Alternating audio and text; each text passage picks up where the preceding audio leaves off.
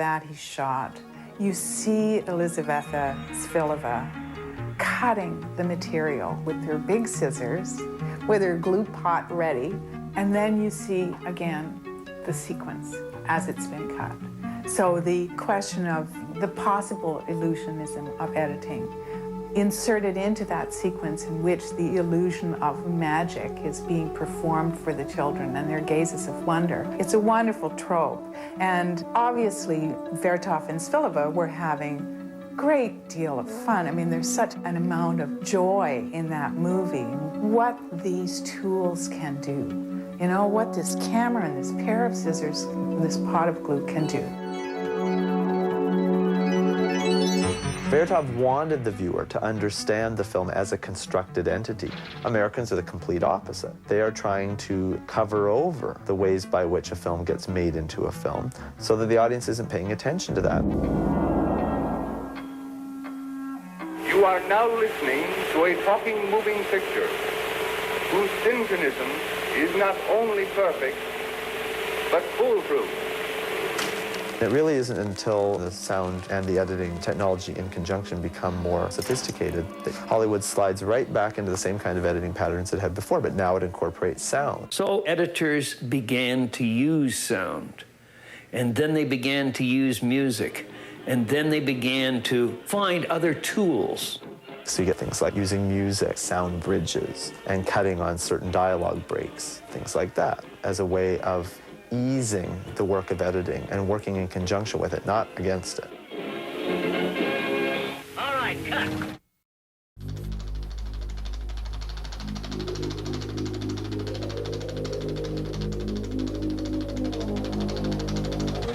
One of the words of advice I got from a producer once was, he said, "It's very simple. You take out the bad, you leave in the good." You know, and on some level, there's a truth to that. People think that editing is just about, and I've heard this said a million times by other people, but about cutting out the bad parts, and it's really about putting in the good parts. Editing is like a jigsaw puzzle. You feel that that piece of the puzzle goes there, and now you've got to make the other pieces fit around it. We literally do just cut the head and tail off a shot and splice it onto another one. It's not that hard, but the aesthetic of it is hard. When you look at classical linear storytelling, like Griffith, like Hollywood, there are a variety of narrative devices that filmmakers use all the time to get us involved. The editing process then orchestrates the feelings. The example I think that does work in The English Patient is the scene in the sandstorm.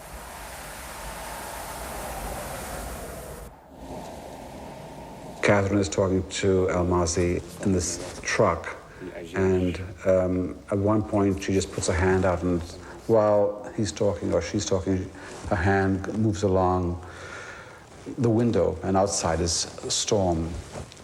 And what water did was dissolve back to Almasi, a few years later after he's been terribly burned in his bed.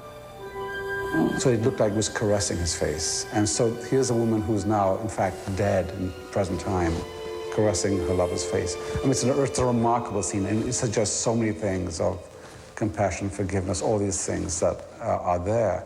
And again, it's that emotional result of that technical device that makes it work. I suppose an editor does have a toolbox of techniques. It's just an armory that you have, and you use it to solve the problems that you are presented with. I work instinctively, intentionally. I mean, I try not to overthink, because I found for me, feeling something and going with it usually works best. One of the scenes that I worked on least that worked quite well in a movie was in The Fly.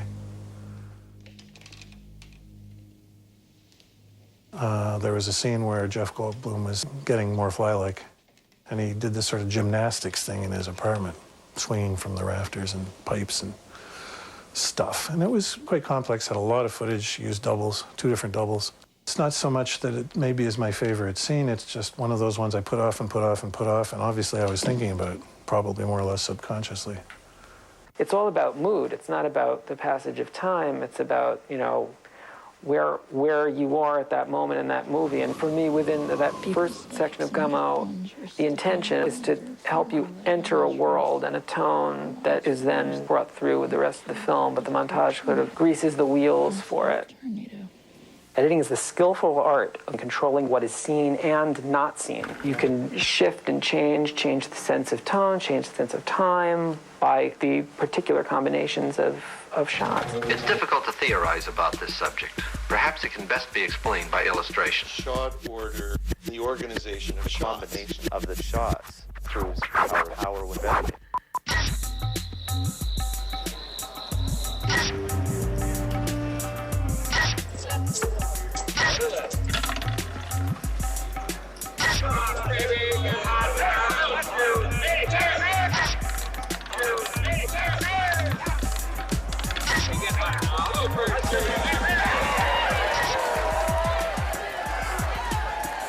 That was a good scene, wasn't it?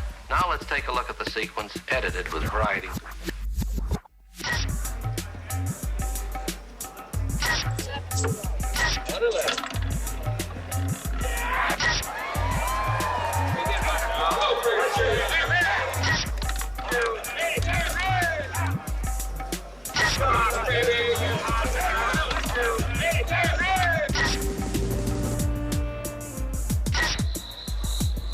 Yes, that's where the editor comes in.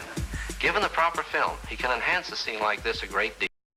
Even as cinema has evolved over time and audiences have become used to different editing styles, that evolution has happened in different ways and in different places. The evolution is happening not just in time, but geographically or culturally as well.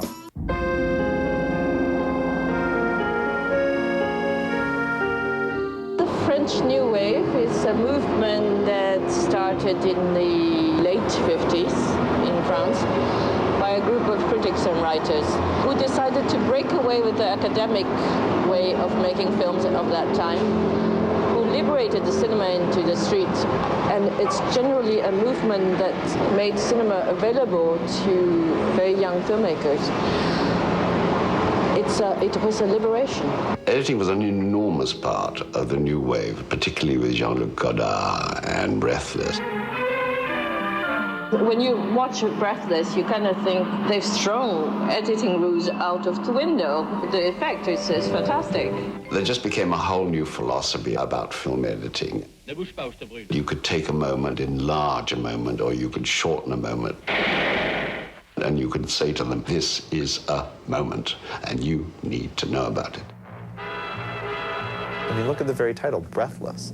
That's the kind of response it was meant to invite in the spectator. Even again, if as a viewer you're not sure what editing is or what it's called, you can't help but notice that this film is jumping around a lot. When you saw cutting within a scene that seemed to have no purpose, then you began to question everything about editing, because it wasn't about visible editing, it was about finding moments. Godard made cutting front and center. It doesn't matter how you get there, just cut. That was a kind of great moment. You didn't need to see how Jean-Paul Belmondo got from his room to the restaurant. You could just cut. There were probably other films doing exactly the same thing around that time, but Breathless was the one that we saw and did kind of change us. All those movies for the new wave were so essential to the way we lived, really, and how we made art afterwards. More than anything, the new wave created dynamic energy. And I think with every new movement, that's true, whether it's new literature or new painting, it's really that surge of new energy. The aesthetic really scatters. Disjunctive editing drifted over into documentary and became a way of establishing credibility. When I went to film school, the emphasis at USC at that point was the Canadian Film Board. And so we saw a lot of Canadian Film Board films, and they were used as examples, especially in terms of editing. And actually the closest thing were the cinema verite films of Claude Jutre. That sort of thing is where we probably got most of our influence. Both the French New Wave and cinema verite were about trying to capture something that was more immediate, more real, and using the technology to do that. Both the verite filmmakers and the New Wave filmmakers were trying to present their audiences with something that looked and felt and sounded like it was life. So suddenly there's a freshness, and there's a kind of zing, and there's a kind of language, and there's a kind of yeah, you know, like this is kind of cool. And then the question is, yeah, well, you then keep that as a language.